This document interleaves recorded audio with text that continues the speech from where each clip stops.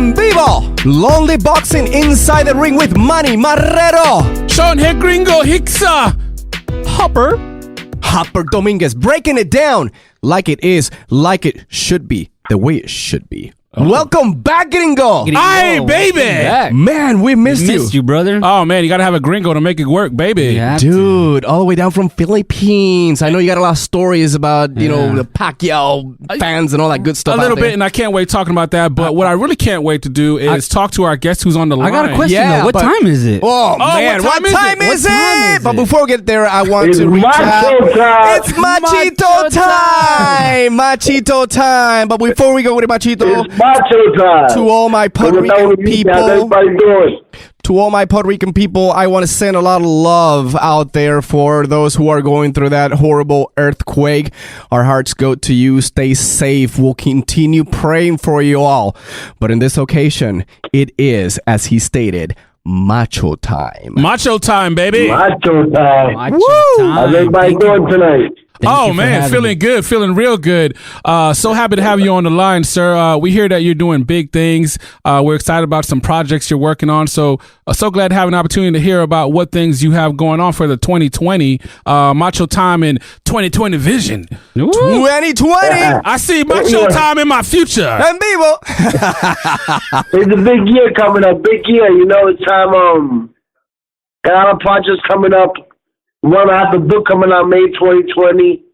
I'm going to come back in the ring this year. Oh, wow. And big news is we're working on the Macho Time movie. So we working hard this year on putting good things out. Oh, that's fantastic. And that's great to hear that, Machito. It's also great to hear that you're kind of coming back and doing all this kind of stuff. But so yeah, you got a lot of projects. Talk to us a little bit about what's happening in your life and what kind of projects you're bringing up. With the movie. Yeah, the movie. The movie, especially. We definitely want to hear more about the movie. Macho Time.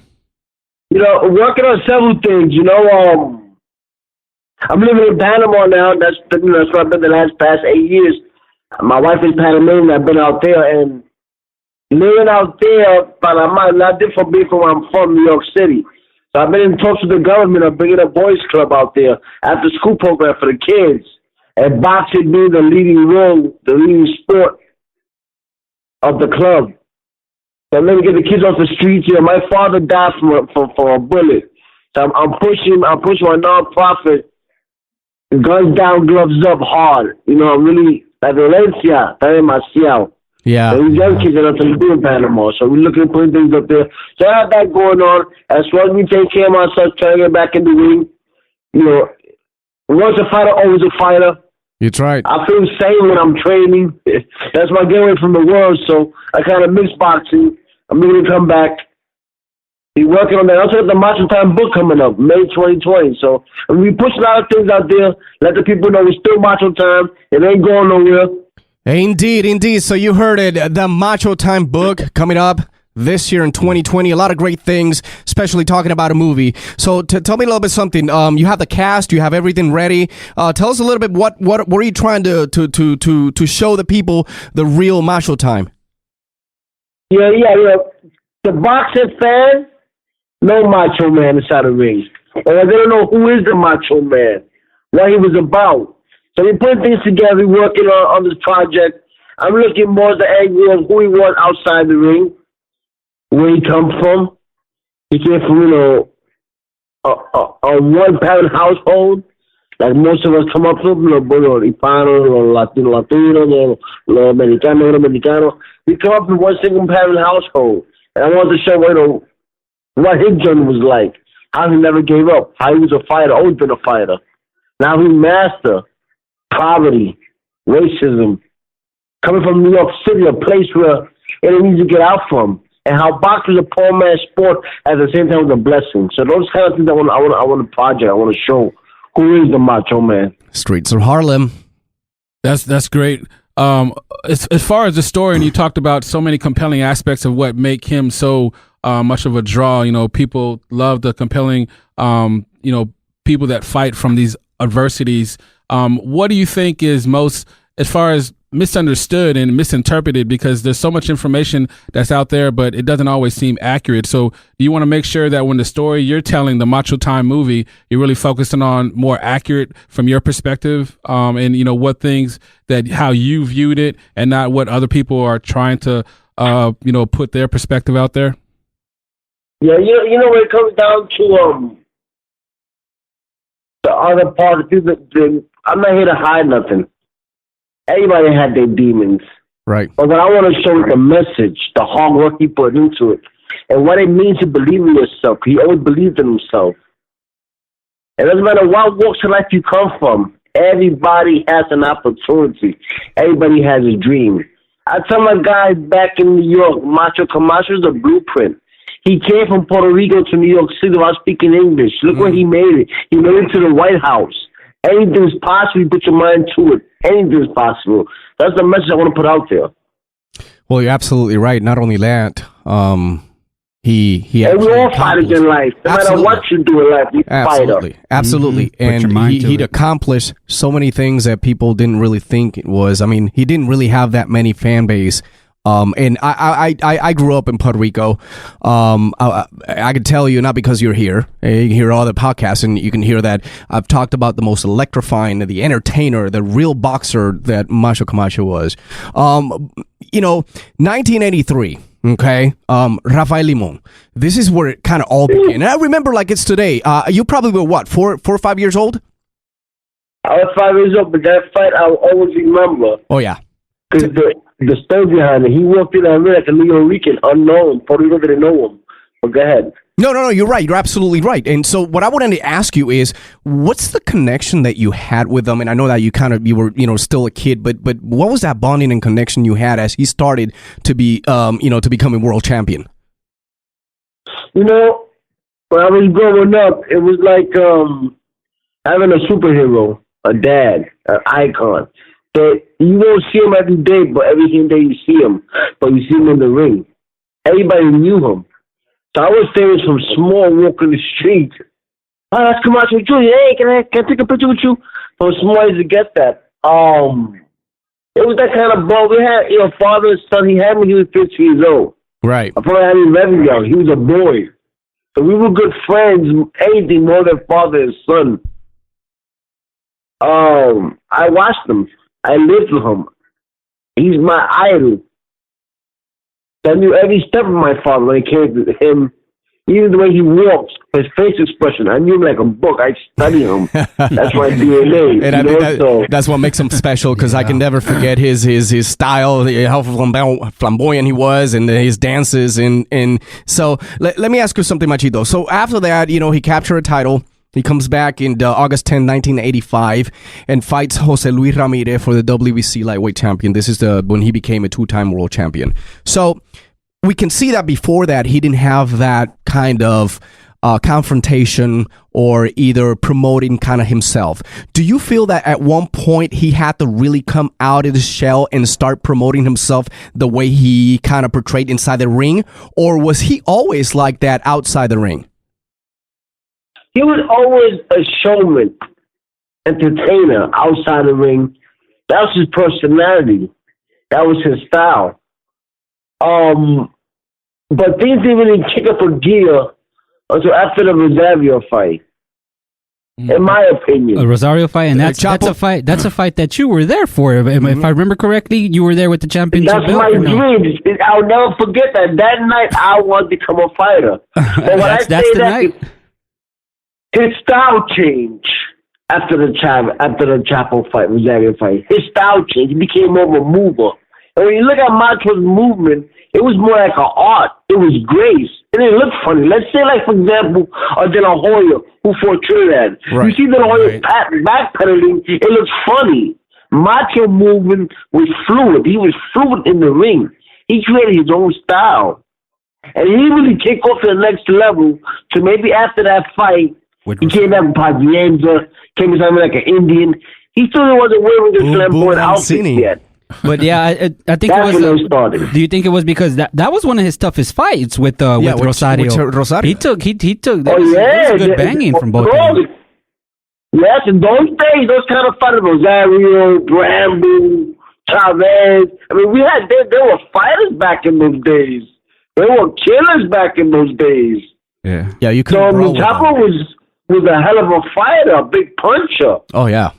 And I think that you're absolutely right, and it kind of comes to my mind because I will never forget about that fight. And I remember the controversy and why would you put two top Puerto Ricans together and divide the island? That's what it did. You had a lot of people who, had a love and hate relationship with your dad, but still hate him, but still watched them, right? You still continue to part away from your TV, but I felt that the island was divided that day that he fought at Chapo Rosario, which a lot of people has mixed emotions. They feel that Chapo really win, but I did see Macho Time really just brawling and taking punches and not really moving as fast as he used to move in the past, not taking control of the fight and just letting himself punch out, and then all of a sudden, in the championship rounds, he's kind of pulling back. Is that what you're trying to say? Is that what kind of happened with them? Or was it just the style of the fight, or that he was a brawler and it was very difficult? Fight? Well, if you watch my father's first couple fights coming up, the Macho Man was a fighter who was flashy, who was aggressive, don't say dirty, go behind the back, hit you behind the head, hold you behind the neck, hit you, you get wrong every time. He was more like a dirty fighter coming up. He had that mean attitude, that mean streak. Going to that Rosario fight, he had until he got rocked in the fifth round. Mm-hmm. When he got rocked in the fifth round, it became movement, surviving, boxing, staying away. And ever since that fight happened, I think that was just changing his career. He became more of a mover, more cautious. That's before that, he was kind of aggressive. That's a great point, because like for me, as far as a fan, I really appreciate, guys obviously that can box and have the skill set of the sweet science. To me, people talk about, obviously your father was amazing as far as a showman and his speed, but to me, his footwork, especially from that point, it showed that's where he became elite. That's where he was another level. I mean, because everybody, obviously he was tough and he could fight, but when he showed that he had that masterful footwork, I mean, like a dancer, that's why he separated himself. Fluid. Fluid. Yeah. Fluid. He was fluid. That's what I said. When it comes down to it, you see a fight like Oscar De La Hoya, who's great. Oscar's great as well. He went on history. But when he started moving in trade, he looked at fighting. That's not his style. Macho, he did it with grace, with beauty. It was an art. It was a thing to watch. Not only that, also, he changed the boxing game with outfits. His impact on in the ring. How much would a Macho Camacho be worth now in these days? The pay-per-view, in these days that are giving money. How much? He would break social media. Everything would go viral. He'd be a 30 million plus per fight. Easy. Yeah, he'd be the Puerto Rican cash cow. He'd be the Puerto Rican Conor McGregor. He'd be like that kind of the Puerto Rican Mayweather. Those kind of fighters, Chavez, Ali, Sugar Ray, Mayweather, we could say, Canelo, now we could say, these kind of fighters they ain't born every day. You don't see them every day. These are special fighters. Right. No, right. It's a once in a lifetime, and that's my- what we treasure. Gomez, Sanchez, great. Yeah, great fighters. My first introduction, because I'm not as old as my peers here with me, but my first introduction to your father was in September '92 when he fought El Gran Campeón Mexicano, Julio Cesar Chavez. I was 6 years old when he fought, and then I remember your dad came out with an oversized headband, a blue cape, a white star on each shoulder, and he looked and I'm a 6-year-old kid, and I'm watching, and I was blown away. I said that was so cool. I said I want like him. He was, Man, he's a real life superhero. He was a and then showman. it's pretty fair to call him the original showman. Yeah. Long before Floyd. Wow. Oh yeah, of course, way before Floyd. Macho Man probably one of Floyd's favorite fighters. Yeah, He's a lot of people's favorite fighters. That's probably where he modeled a lot of his bits from, I bet you. So Machito, what can you tell us about how did he get these ideas of all different costumes? Because you had Roman Emperor, you had Indian, superhero against Chavez. He looked like Captain America. Firefighter. Of military, yes, he had the military helmet exactly. with the firefighter. Yes, he did it. Yeah, the boom boom. What did he get? How did he get all these ideas? Do you kind of have an idea how kind of he planned it? El Loquito. El loquito. Interesting. So, You know, Pop was a big kid. He loved Bruce Lee. He loved the Green Hornet. He loved things like that. So, you know, at the same time, he's creative, man. Keep the Macho play. That's just him. That's who he was. That's one of his talents, I guess. That's the best way I can put it. That's who he was. He's creative. wow. Yeah, that's Do you think that this is part of, because back in the days the boxers didn't make a lot of money, you had to really earn, and plus of the pay-per-views, and you get some shares of that. Do you think that he had to be able to do these kind of stuff to get more popularity, and at that time to try to go for bigger fights and make more money? Yes, I think the Macho Man understood the game. yeah. But keep in mind, most of us fighters, we're not book smart. We don't finish school. We dropouts. Mm-hmm. But we are street smart. So my father got wised up in this game. He got wised up, and he learned that this is about show business. It's about putting butts in seats. Yeah. Yeah. So when he found that out, and he knew not to get a little pay, he ran with it.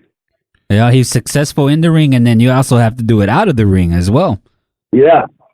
People loved him. And people want to see him get knocked out. Yeah. I remember when I was young in the elevator, the week of the fight, I'll go up to the elevators with people who wear, let's say, for example, he fought in Mancini. I was in the elevator, people wear Mancini jackets, Mancini t-shirts, who are rooting for Mancini. I used to ask them, who you going for tonight? You go for Mancini? Yeah, I go for Mancini. I hope he knocks Camacho's brains out. People hated my father. Wow. And I was a young boy. I had to put up with that. People hated him. Yeah. So Yeah.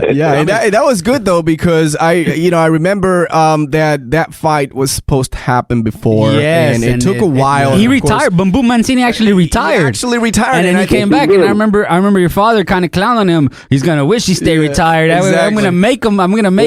Make his mind up. Yeah, he given them run for his money, but we've always seen your dad, be it not only let's put it this way, trash talker. It's a business. You got to promote yourself.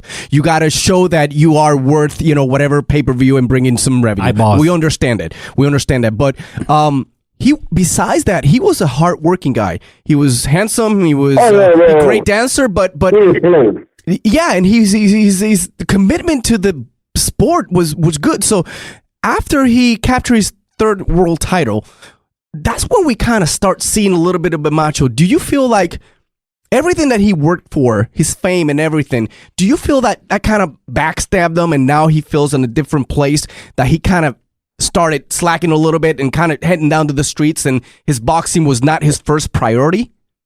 Yeah. His main goal, if you look back, he said in several post-fight interviews, his main goal become 3-time Golden Glove champion, which he did, and become a 3-time world boxing champion. That all been his goal. So when he accomplished that, then it was basically downhill.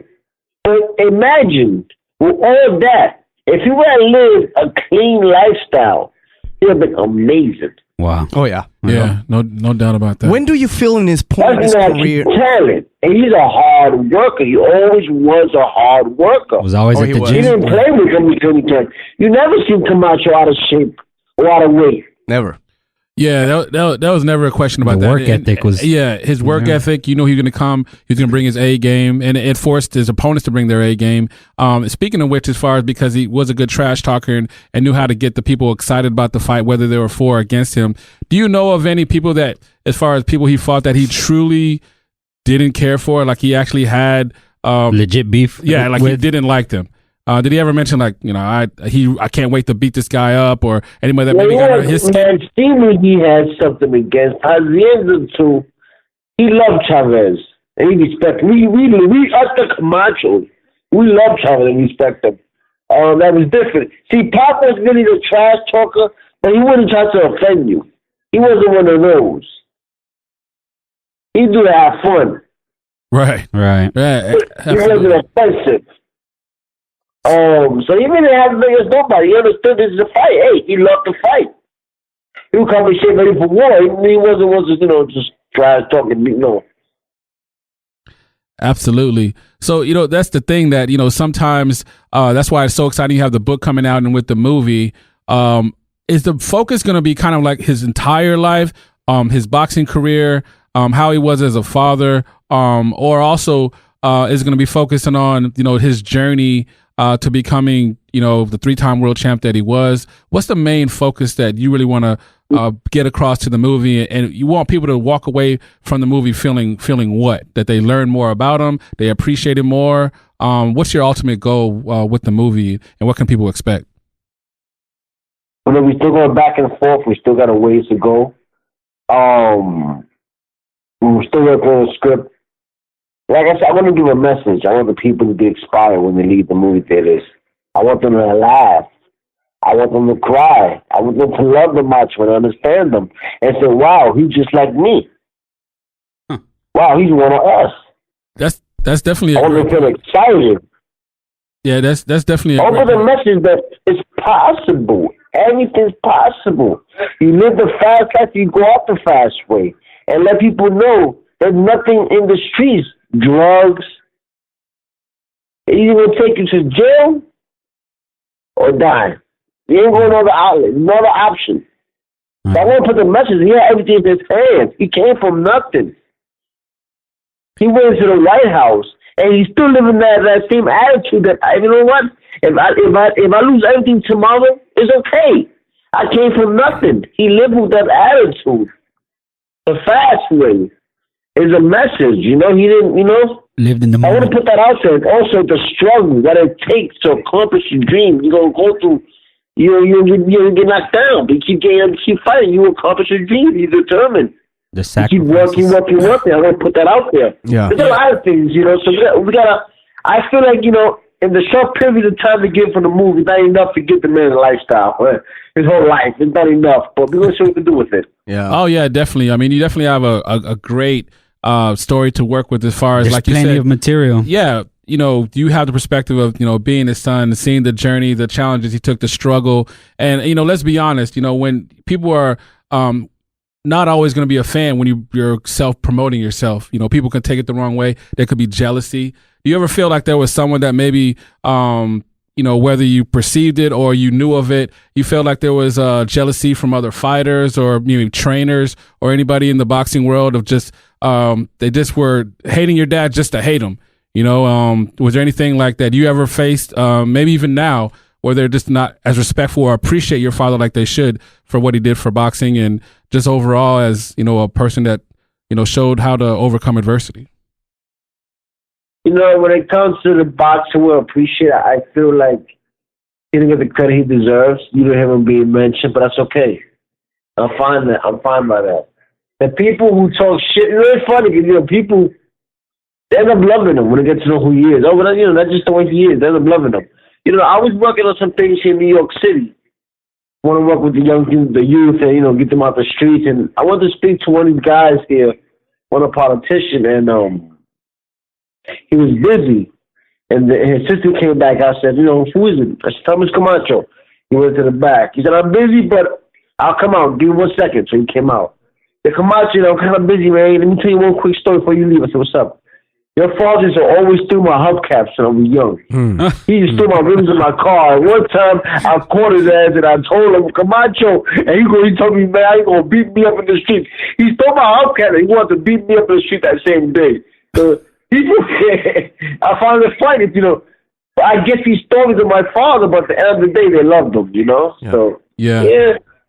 Wow. And I think that's we're going to deal with that. One thing that I look up to, man, that he didn't care what people said about him. He didn't care. That's good. And he trained at Gleason's gym, right? That was one of his main spots. Which one? Gleason's in New York. In New York, when he came up, he was in different gyms. He wasn't much of a Gleason. He came like the Roca Panamanian trainer, Wild and Gleason's.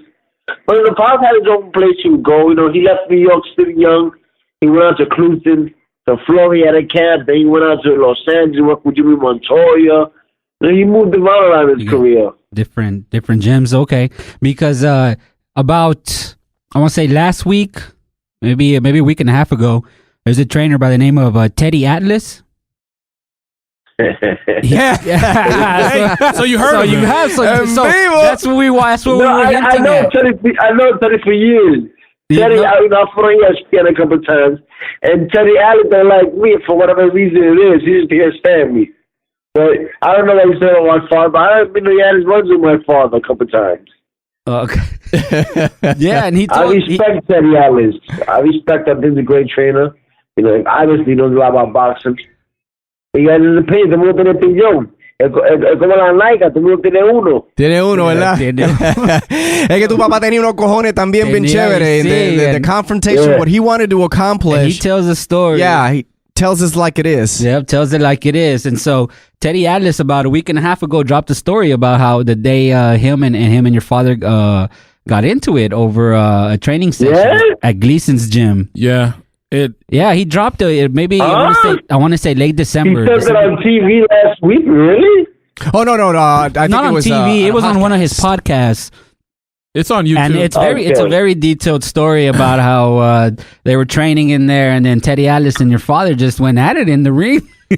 yeah, I mean, I know Teddy got about a headlock. I remember that. Yeah, the that's headlock. exactly what he Yeah, said. the Yes, that he headlock. got because he was all slippery with the Right. baby oil, and he had a he referred to it as a baby oil and story. the baby oil story, and he said there was no way that he was gonna. Get out of here. I know about that story. Wow. No, I remember too. Because the haters would say, "Wait, why you want to root for Camacho, man? He gets beat up by trainers, Oh, but that's back in Puerto Rico." Yeah, But Teddy, man, remember Teddy got him by the headlock, man. Teddy knows sucker. Teddy knows sucker. yeah. Yeah, And yeah. Teddy knew. Teddy admitted that there was absolutely no way yeah, he was going to zero. win a boxing fight, Yeah, a boxing no. match. So he had to fight dirty. he had to fight No, super dirty. He actually did compliment him in many ways. Of course, Very much. he's also got a book He coming did. out He too did. as well with a lot. He of gave him different a lot of stories. love. Yeah, and he said that he's never seen a boxer anybody with the as fast fastest as hands Camacho, as your dad. And so, not only that, he kept repeating himself as like, man, I would never, beat this guy in a Ever. boxing No. match. I can't. I mean, I can't. And Keep then in mind, your when dad was in his prime. Yeah, exactly. Teddy was already in. And then they see this guy coming in and dancing because damn, he was a pretty good dancer too as well. But he's coming in the gym without the shirt, like always, right? Without a shirt, all baby oil, and promoting time. himself, and it's part of the history, and I think it's part of some of the things that you go through when you come from the streets, and I think that at times it's very difficult to once you come off from the streets, it's kind of difficult to kind of part ways with what you grew up with. Do you feel that at any given point in his career, you felt that he really hit rock bottom and didn't really know how to really manage that situation, put the street away, and focus on the boxing career?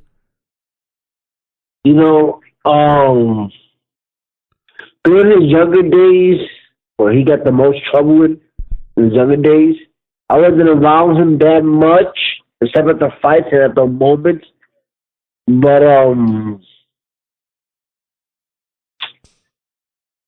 rock bottom was towards the end. He was very up on himself. Man, what happened? I remember seeing the Chavez fight. He got beat up. He actually peed blood. He went to the room, took a shower, changed, and party all night. Oh wow. He's an uppity person. That's how he is. Right. But towards the end, retire already, when he got the divorce, he was who he was, but I felt a sense of loneliness every time when I hang out with him. So, but as far as down, I know I would say he's a very uppity person. Okay. Oh. So you feel because he was feeling lonely, he would actually try to escape somehow and just go out there and try to do something with friends or, with the people that Social. surrounded her, socializing? It's sort of, then he found that he started doing shows on TV in Puerto Rico, staying active, staying interview. But like I said, when you something is all with the family, you want to get away from people, you want to come home. I assume he wanted a family. I I had the sense of loneliness, like, he's been screwed around by so many people. Mm-hmm. He can't trust nobody. Right. But I mean, right. lonely, not only for no woman. I mean, lonely in life. Like who to believe in, who to, Right. Yeah, that's For the fighters to make it big, a fighter gotta have a good team behind him. Let's say, for example, Floyd Mayweather wasn't Floyd Mayweather until he started getting good, smart dudes around him. And everything changed. Yeah. Well, no one becomes a 3-world champion without having a really good team behind them. So regardless, at the end of the day, you're your own manager of your own company. You have your people around it. You're the boxer. You're the money making. And at the end of the day, you do as whatever you want to do. And I think that's, I remember Macho Time is I do what I want. I do what I need to do. And guess what? If you don't like it, fuck it. Pa carajo. I'm gonna do it anyways. Pa carajo. Watch me do it. And that's why we loved him. No importaba ni un cojón. He lived life to the fullest. Exactly. And He I'm enjoyed Macho Time. life. And I'm Macho Time. And this is the way I want to see myself. And I'm beautiful and handsome, sexy. Check me out. You see? So one thing I also wanted to kind of comment too, you mentioned about, you're still in progress of, because there's so many amazing stories to include on the movie, but you said the book is in May, correct, of this year? So what can people expect from the book, and can you talk about the author? Is it somebody that's transcribing your thoughts, or we'd love to hear more about that? The book is written and done by Kristen Gildice. Okay. Kristen is the author of Hands of Stone. He did the book, Hands of Stone. Eventually became a movie. Yeah. He also did a couple other books that come to mind, a few. Man, that's cool. Hannibal Publishing. There's several boxing books. Oh, that's amazing. That is amazing. So yeah, I collaborated with them and did this Macho Time book. And in this collaboration, I got my grandmother involved, some of the close friends involved, some of the people that was there through his early days and heydays, and everybody give the input of who the Macho Man was to them. So that's what we do with this book here. That's awesome, and I can imagine when having all those different people involved, and then having the people that have done great jobs. I mean, the Hand of Stones was amazing. Book that was put together. Yeah. So I know you got to be excited to be about that project and how that's going to come out. So when it comes out, how will people be able to get it? What's the best way for them to pull up? Because I don't want to miss out. I want to get my copy. I'm getting it. I think you can pre-order it. I think I have it on Hannibal Publishing. But I think Amazon, BarnesandNoble.com. I have a children's book called Macho Dad. I did a children's book. It's called Macho. You can find it on Amazon.com. You can find it also on BarnesandNoble.com. Oh, okay. Oh, wow. Get there. That's cool. Yeah, there's a children's book called Macho Dad. You can find it on Google, whatever. Macho Dad. Macho Dad. It's teaching the kids how to deal with the loss. When my father passed away, he left 2 granddaughters, and I didn't know how to explain to my daughter what the loss is. Yeah. So I did a children's book, became therapeutic. And how I looked at my father as a macho dad, like a superhero. So, I mean, every time point. It'll be on Amazon.com or BarnesandNoble.com. Yeah. The Macho Time book. Coming out May 2020. Yeah. ASAP. I'm definitely have to check that out. And another one of your projects, because you're a busy man, you might need to clone yourself, sir. But another thing you mentioned too about now correct me if I'm wrong, back in New York, you wanted to establish a after-school program or a boys and girls club, or that was in Panama. Oh, in Panama. Okay. That's where I was at the last couple of years. I was trying to get that going. We still in talks with the things, just having the time to right behind me. But those are things that I think I'm blessed. Come from New York City. New York City, my family kept me in the boys club. I would be in the streets. I was a son of Macho Camacho. I could look out the window. I lived in the hood, 112th Street in Second Avenue called Jefferson Projects. When I lived in that area, it was hot. I could look out the window in the corner. There was drug infested, so my family let me go outside much. So I had to go to the boys club, and that kept me out of trouble. That's how I learned to play sports. I learned how to play chess, pool table, basketball, everything at the boys club, and it kept me, as far as after school program, it kept me sharp too. We had tutors. I learned to have we had help in different cases. So I wanted to get out to Panama and give that back to the kids, because now when they're in the street, they got nothing to do. No, that's great. It definitely seems like kids out of trouble and give back to them.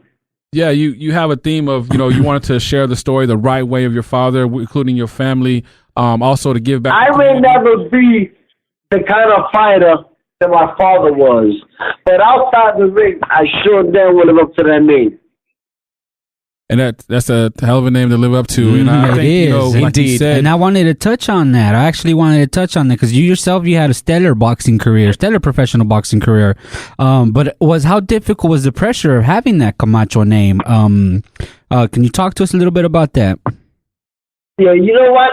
At first, when I first came to boxing at age of 14, I wanted to make a name for myself, be known for myself, Hector Camacho Jr., not just the son of Hector Macho Camacho. For example, my father had a brother, a young man I know who he is. He was a fighter. His name was Felix Camacho. I didn't want to become a Felix Camacho. I wanted to be known for myself. So I took it serious. I made it to Olympic team. I was number one in the 1986 Olympics at 139 in the nation, going to Olympic trials. So, and my pedigree was a pretty good pedigree. And I'm still amateur career. As a pro, I didn't want to become a world champion. My goal was to be known for myself. And I reached that when I fought a guy called Rocky Martinez. When I fought HBO Nation. Yep. My father was on my undercard, and that was my goal. Mm-hmm. And what really got me was the Leja fight. Going up to Leja fight, I had a contract signed with HBO. I was the next Latino superstar. After that Leja fight, boxing turned his back against me. Oh. no, I gave you a bad taste. And when I seen that, I said, you know what? I got my good money. no. A huir! About the boxing game, I may do what I did, and that's it. Now we know I that. don't have to prove to somebody else. Now we know the boxing game can be, you know, It's a tough game. It's tough. Yeah. So- we hear that all the time. Well, I think it's more of the commitment you have to train. You have to be able to stay like even Machito said. You know, you can't be thinking about the stuff in the streets. You can't be thinking about going out there partying and having a good time. I mean, when you're young, hey, you feel like you're invincible, but eventually it will catch up to you. Not only that, you could be a major superstar. Okay. And all of a sudden, you're fighting another great star around you, but you're in disadvantage because your body's not the same. You're not healing properly. You're not hydrating the way you should. And I think that was one of the cases when Macho Time fought Greg Hagen for the first time. the first one. It just really wasn't him. You know, and I remember like today I was telling the guys, man, the second fight, May 18, 1991, that was the weekend of my graduation, man, I couldn't watch the fight. I was like, man, we were all trying to look around. We didn't have social medias or anything like that. So we're trying to look and see what there's a TV that we can watch the fight, right? But it takes a lot to be able to stay on top. And that's the no-brainer. Ooh, there's a lot. Do you feel at one point in your nowadays, and I don't want to go to the game, but nowadays, they're using PhD. They're using some high things nowadays, and nobody's saying nothing. Everybody's staying quiet about it. People don't talk about that. Fighters getting caught, and they just turn their back. But let a fighter like myself not make weight. That's a bigger deal. Yeah. Not making weight? That's a bigger deal than somebody getting caught with homegrown, somebody getting caught with enhancement products. That's a bigger deal. Not making weight than that. They just slapped you in the wrist for that. Mm-hmm. Boxing on the backstage, man. They built these fights. They're making fighters. They're making champions.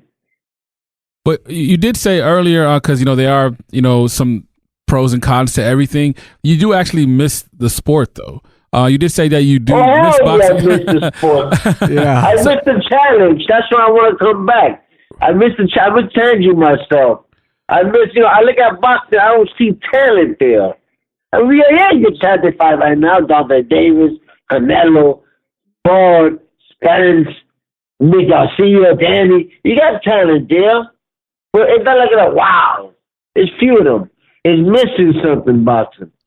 Well, speaking of, missing something, we talked about, the challenges as far as, boxing and speaking about PR specifically, Puerto Rican boxing, it's coming back, baby. It's coming back. We feel like there's a lot of young fighters up on the rise. Is there anybody that you specifically follow or you're excited about or, just in general that you're following and see potential in? Maybe not obviously as charismatic as your father, but as a boxer in the boxing ring, you see some talent there and you're excited about the future. I lived off watching boxing. I keep my ear to it, but I don't watch fights like I used to. I stopped. The boxing became more of a business than a sport. So when I started seeing that, I started tuning out. But if a fight is good, I'll definitely watch. For example, Tank Davis, I like the boy. Tank Davis. Okay. Tank, he just fought. I think Recently, like, he's a good, strong fighter. He's a good, strong southpaw. I like to watch technicians. I like to watch fighters, good body punch. I like to watch several things about boxing. I just don't look at boxing because it's main. I like to see what they bring to what they present. I see talent there. And you got that Crawford kid, talented, taking shots and coming forward. He's not going to stop you trying to get you out there. He's a dog. You see people like Crawford. So I don't watch boxing when I do that bit, special class. Wow, okay, pretty good. The heavyweight interesting now. Oh, yeah. Out of nowhere. Heavyweights. It got interesting now. Yeah. Interesting. All right. Anthony Joshua just fought not too long ago. Wilder and Fury are coming up in February. I mean, the soap opera continues. Right. So speaking of which, so obviously that has your attention. Do you have now a favorite in that as far as the heavyweight division? Do you think let's take for example, the Fury Wilder rematch? Who do you say taking that fight? Do you have who do you like in that one?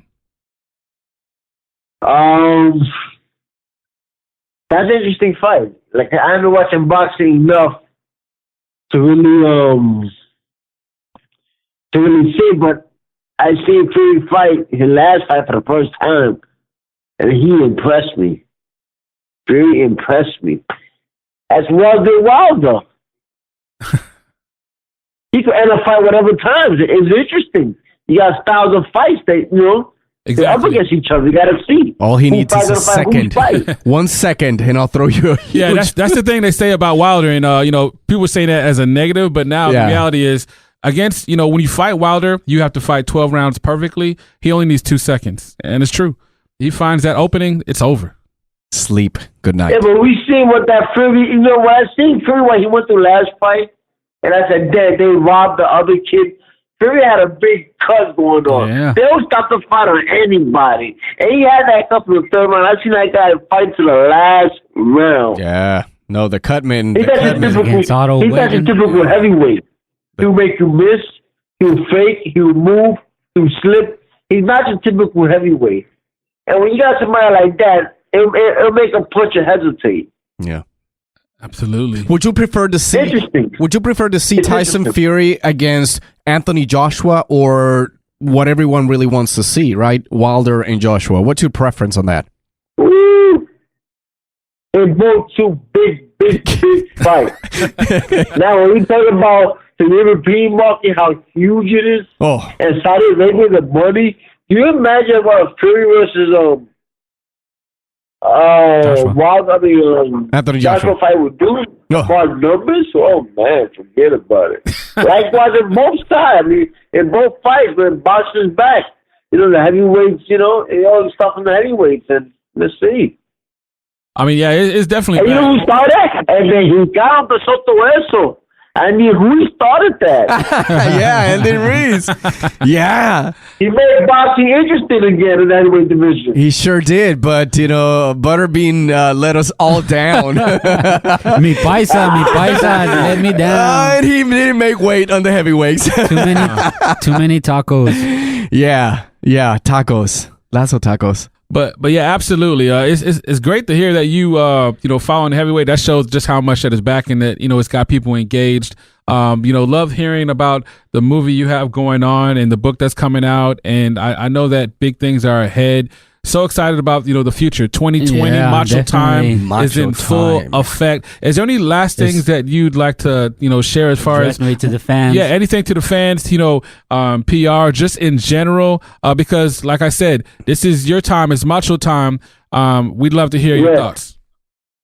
In 2020, be a better person.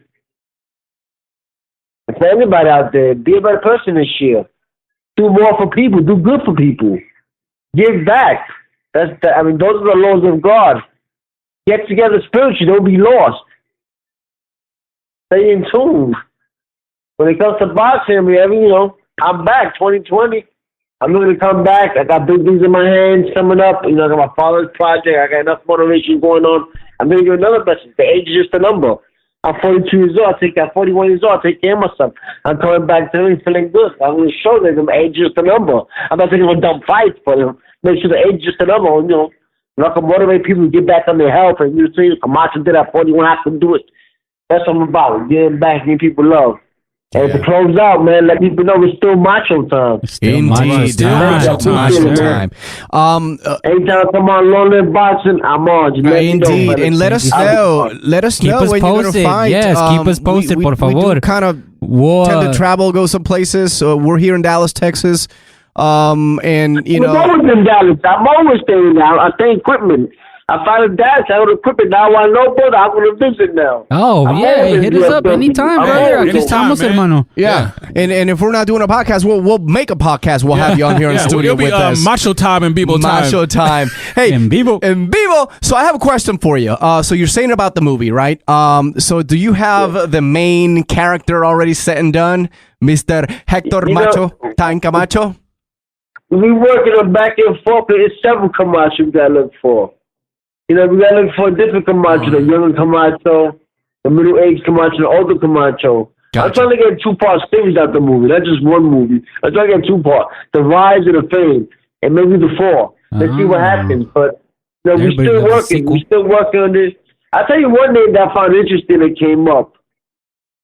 That was Ryan Garcia's name. To play your dad? Who? Yeah. Ryan Garcia, Golden Boy? Ryan Garcia? A younger Macho man. That's a name that came up that I found interesting. I mean, But you know, we still looking. We still looking. There are several actors there, man. You know, Daddy Yankee, another big option. Really? The older Macho man.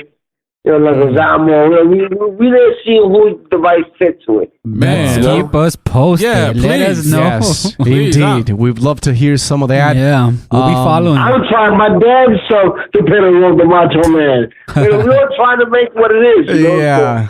Well, I mean, you're trying to do the right, and one of the things that at the end of his career, and I really remember a lot, is that your father tried to do the good, and that's what you're doing right now. I for the last 3 months before he passed away, I saw a different Camacho. I saw a humble Camacho.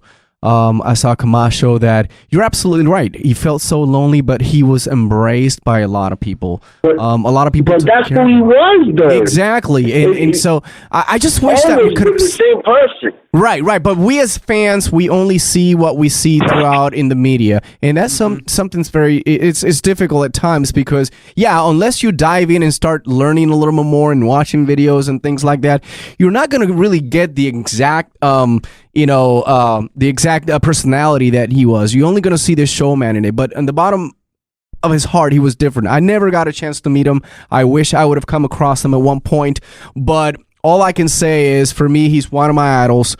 When I heard that you were going to be on the show, I mean, I did cartwheels. I started dancing. I did Macho time. I started. Wepa. So many wepas. Wepa, vivo. I mean, I did cartwheels, and man, it's like age is a number. I'm 45, but I'm still young. I can't box, but man, it's such an honor to have you here on the show today, and I hope that all the things that you have planned for 2020, they come to reality, that you can continue to work hard, not only for your projects, for the community. I think that's something special, that you will definitely continue your father's legacy. Remember, it's not about the belts, the golds, or the money.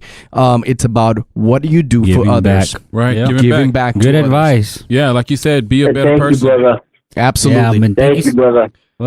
Thank you so much. Thank you so much for the 100% time. true. We greatly appreciate it. Absolutely. It was an honor. No, It really was an honor. I keep you guys up to what's going on. Like I said, man, get out here. We're still Macho time. Keep in contact with you guys and shit. Now we start listening to the show now. Indeed. Now y'all be tuning in now. Indeed, man. baby. Yeah. So where can everyone follow you? Follow Machito On social Junior on media. social medias, or I'm working on my webpage now as we speak. From there, I'm giving you behind the scene access of what's going on in 2020. But I'm not much of a social media guy.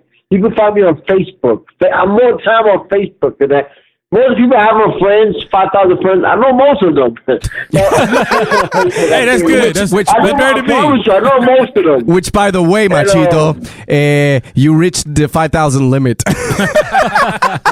Yeah, and I know about 4,000 of them, man. I know them. Oh man, well, go get yourself a page, man. I think this is a new era. I think that people really have to see what you're doing. They need to hear all this stuff. They need to see that you are alive, not only inside the ring but outside, and really putting that Camacho name up where it needs to be, man. From the bottom of my heart, wish you the best to you and your family. Please keep in touch, and We'll love to have you again in the future sometime. Urbano. Anytime. It's a complete Thank you, honor. brother. And thank you for all that you did and doing. And we support you all the way. It's Macho time. what time it is? Macho time. What time it Macho is? time. Macho time. EnVivo. Remember, guys, we are Long Live Boxing inside the ring with Manny Marrero Sean and Gringo Hicksa. and Hopper. breaking it down like it is. You can find us on social medias, Long Live Boxing 365 Instagram, Long Live Boxing in 365 in Twitter. Inside the Ring with Manny Marrero and Sean Hicks in Facebook, but also you can get us on YouTube, and we are everywhere in every podcast platform. Hey, Spider, can you help me out here? Yeah. We got Apple Podcasts, Google Podcasts, Stitcher Podcasts, Spreaker, Spotify, iHeartRadio. Woo! YouTube, all the social media. I don't know if y'all got Laserdisc, but we might do that. There's another one to the list. So anyway, I can't even think about where we at, but just go out there, Google Long Live Boxing, just go in, type longliveboxing.com, and you will see all the contents that we have basically on boxing. So with this, EnVivo, Long Live Boxing, out. Hasta luego. Out.